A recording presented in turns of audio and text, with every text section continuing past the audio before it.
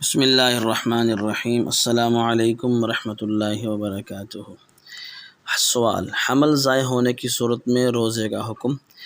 صورت مسئولہ میں اگر حمل کم از کم 4 ماہ یا اس سے زائد کا تھا تو اس کے ضائع ہونے کے بعد آنے والا خون چونکہ نفاس ہے،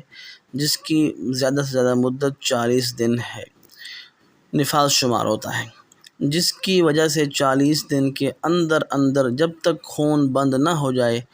خاتون روزہ رکھنے کی شرعاً مکلف نہیں، لہذا اس عرصے میں وہ روزہ نہیں رکھے گی۔ البتہ پاک ہو جانے کے بعد ان ایام کے روزوں کی قضا لازم ہوگی، اور اگر حمل 4 ماہ سے کم کا ہو تو ضائع ہونے کی صورت میں آنے والا خون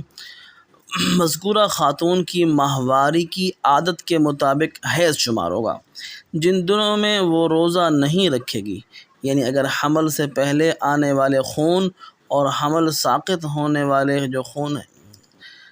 ہونے کے بعد والے خون میں کم از کم 15 دن کا فاصلہ ہو اور خون 3 دن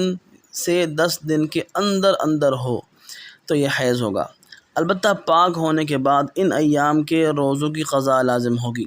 اور اگر خون عادت کے دن مکمل ہونے کے بعد بھی جاری رہا ہو اور 10 دنوں سے متجاوز بڑھ گیا ہو تو ماہواری کی عادت کے سے زائد ایام استحاضہ شمار ہوں گے، جن دنوں میں روزہ رکھنا اور نماز اور دیگر عبادت کرنا اس پر لازم ہوگا استحاضہ کے دنوں میں، اور وہ ہر نماز کا وقت داخل ہونے پر نیا وضو کرے گی اور اس وضو سے نماز کے وقت نماز اور دیگر عبادت کرے گی۔